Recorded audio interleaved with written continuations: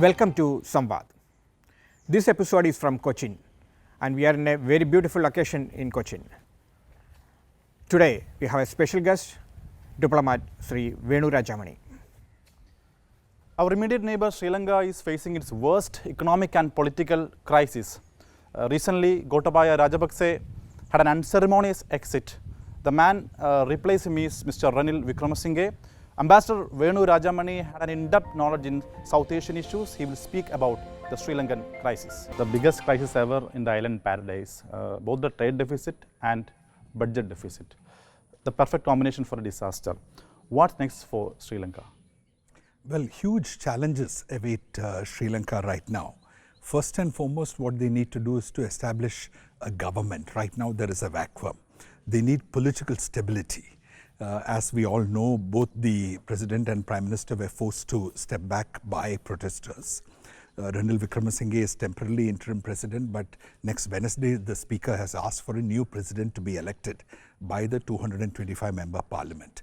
We will have to see who will emerge as a leader in that election by the parliament. But that still is a temporary solution. Whoever is elected will, while on one hand have to manage the immediate financial crisis, also prepare for a general election in another 6 to 8 months when a new president and prime minister both are elected by the people at large. Only that will bring legitimacy to the government completely. Today, since the parliament is electing one amongst themselves, I presume that there will continue to be allegations that this was a deal stitched together by the major political parties and the major political leaders. The public protest that we have seen was a spontaneous protest targeting the entire political establishment. It reflected a loss of confidence in all political parties and all political leaders. So whatever interim arrangement comes into being will still bring an older leader back. Mr. Ranil Wickremesinghe himself has already announced that he will be in the fray. So he is the candidate of the ruling party, and if he is elected by the parliament, we might still see the protests continuing. So we have to wait and watch how the political situation will evolve. And from there, whoever comes to power will have to pick up the negotiations with the IMF and try and reach an agreement. And the IMF with the international community will have to come in and bail out Sri Lanka from the crisis. Can we expect drastic policy changes from the new government? You know, the IMF would be very clear. The IMF is a team of professionals and they are the ultimate crisis managers in the world economy. The IMF is very different from World Bank. World Bank supports countries achieve long-term development. IMF is created to deal with crises like this. Across the world at different points of time, IMF, including in India, IMF has come in to try and help countries who go into a crisis for one reason or the other. Sri Lanka itself, since 1965, has gone to IMF 13 times. So this is not the first time they are going to the IMF. So the IMF are a bunch of professionals. They will come in, they will say, this is the crisis, this much money we will bring to handle the immediate situation. But these are the steps that you need to take to achieve stability. And as you take those steps, little by little, we will keep releasing the money. We will not give you all the money and then say and leave you to do it. So we will very closely monitor and supervise how the country's economy is brought back to health. So there is every reason to be confident in the IMF as a provider of solutions and a provider of immediate financial assistance to meet the current account deficit, the foreign exchange shortage, to meet some of the debt obligations that Sri Lanka has, and to import essential commodities. But then the government has to push through these decisions. Do they have any option other than IMF? At this point, I don't see any other option other than IMF. Some people thought China will come in with huge amounts of money and rescue them, but that has not happened. India is the only country which has given assistance to them in the last 1 year. We have given them almost $3.8 billion of assistance. But for India, there is no other option. They are so close to us. Whatever happens there will impact upon us.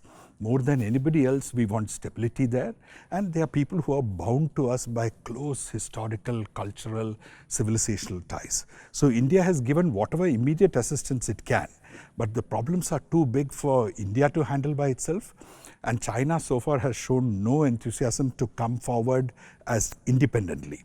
What China has said is, we will come with the rest of the international community and the IMF or other international financial institutions. So IMF is really the only solution right now available to the Sri Lankan government. Rajapakse's unpopularity is backfiring. In any country, in any society, especially in democratic countries, you cannot have an authoritarian rule. You cannot impose dynastic politics. You cannot have governments which do not listen to the people and which do not consult experts and which take decisions without adequate consideration and discussions.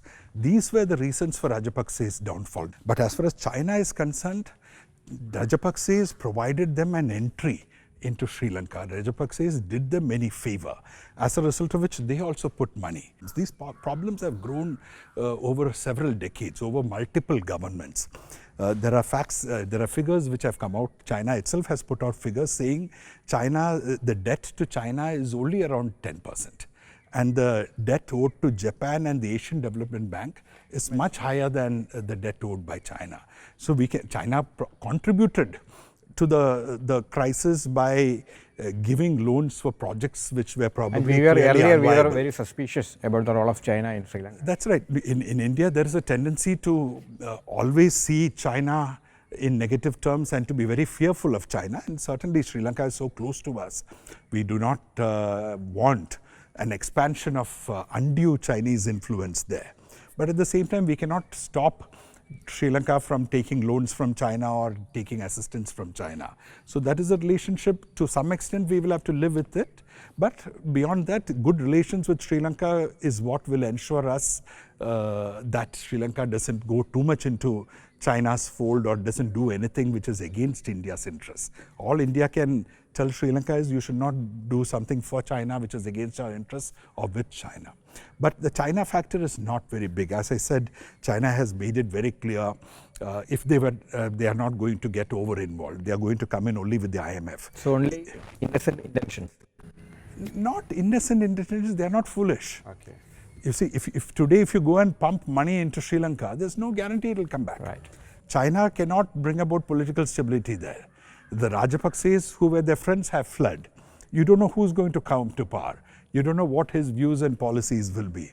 So it's much better to step back, let the politics settle down, and whoever comes to power, ultimately China is a big, powerful country.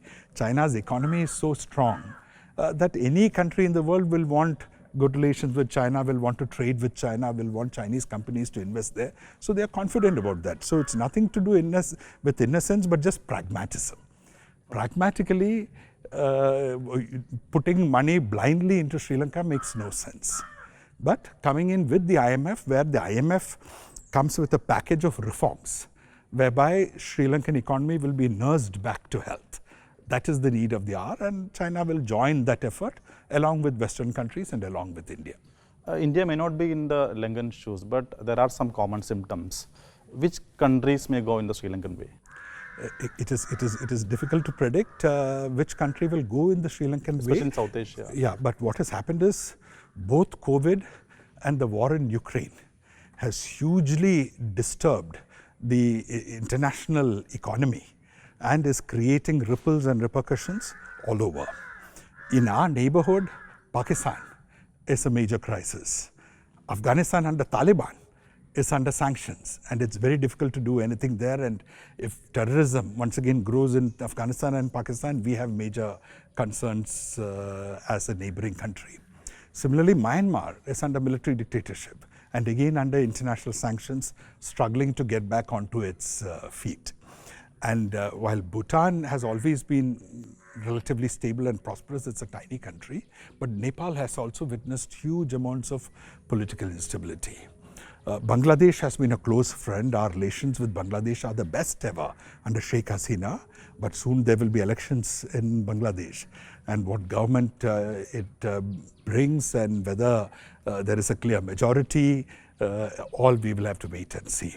So in general, all our countries in South Asia are importers of oil. And with the oil prices going sky high because of the war in Ukraine, we are all affected. Similarly, for many countries, India is self-sufficient in food. We have been exporting food grains. We have been providing food grains to the others. But many of our neighbors import food grains. And food grain prices again have gone sky high. All commodity prices have gone up. So this impacts people. So it is extreme. I mean, we are living in a difficult world, and our immediate environment is also very difficult. Even with regard to India, some people have argued that there is a silent fiscal crisis. People now talk about a global recession in the aftermath of the war in Ukraine and COVID. And the US has raised interest rates. And when the US raises interest rates, money which was in emerging market economies all flow back into the US. And the US dollar strengthens. So what's happening here? That's our rupee has been sinking, and money has been flowing out of the Indian stock markets. And for us also, while GST revenues have increased, overall our expenditure has also increased. So matching revenue to expenditure is always a difficult task for any finance minister and any government. We are much better off than most other countries because we have a big foreign currency chest. We have over the years accumulated foreign currency for an emergency. But still, we need to be extremely careful. We need to cut expenditure. We need to be careful. We gave a lot of tax incentives were given. So when we give tax incentives, we have to think twice. Always, like any household, reducing expenditure is far better than trying to take loans and spend more money. Governments tend to spend more money thinking spending money will bring economic growth. But for any reason, if economic growth doesn't happen, then you are saddled with a bigger debt burden and not adequate revenue and too high expenditure. So India needs to be very careful. We don't need to fear a crisis like Sri Lanka, but we need to manage our economy much better and very carefully. There is a power vacuum in the southern neighborhood. Do you think this will open up the old ethnic wounds? A power vacuum in our immediate neighborhood is always a matter of high concern. If there is a power vacuum, kind of protest, in no country is it nice to see people barging into the president's palace, into the prime minister's house, occupying it, the army and the police standing by and watching. That means there's a collapse of leadership. The army and police don't know who to obey or what to do. And anything can happen. There can be looting, there can be rioting. I think we can be thankful that so far no major violence has happened in Sri Lanka. But Sri Lanka has a long history. It has a history of the Tamil tigers and the extremists fighting for independence. It has a history of extremist Sinhala groups, Marxist Sinhala groups, Buddhist groups which were extremists, both rivalry between Sinhalese and Tamils as well as terrorism targeted at us. Rajiv Gandhi was killed by a Tamil terrorist ultimately. So political instability has huge consequences for us, which we must worry about. We must try and hope that there will be stability soon. The Indian government has said that we stand with the people of Sri Lanka, not any particular political party or leader. And India has to take that position, because if we are seen as proactive in deciding who will rule, then it will backfire on us. Then if somebody else comes to power, everybody will say he is India's candidate. Or if India's candidate doesn't come to power, whoever comes to power will say India tried to put somebody else as a candidate there, and now we will not be friends with India. So we have so much at stake that we need to be very cautious. We need to be very careful. We need to be very restrained. So that's why we are repeatedly saying we are with the people, but we will not get involved in domestic politics. Domestic politics solutions have to be found from within the country. Can you expect such a great leader will emerge from Sri Lanka in near future? Can you expect it? Well, once again, great leader is too much of an expectation, but a leader who brings stability and conducts negotiations with the IMF and implements the reforms that they suggest is the need of the hour. The Premadasa family is coming back, the Sajith, and the Marxian leader Anura Dissanayake is uprising. They are also getting active. So I know it's a very complex situation. But to go back once again, I don't think anybody thought Narasimha Rao was a great leader. Right. But he implemented the biggest economic reforms package, as a result of which India is. We all are enjoying actually. So that is the kind of leadership that is needed. You don't need somebody very flamboyant. You don't need somebody very popular. But you need somebody who is very clear of what needs to be done and is willing to bring the right people together in running the country. Okay, appreciate your time, sir. Thank you. Thank you very much. Thank you very much. I enjoyed talking to you.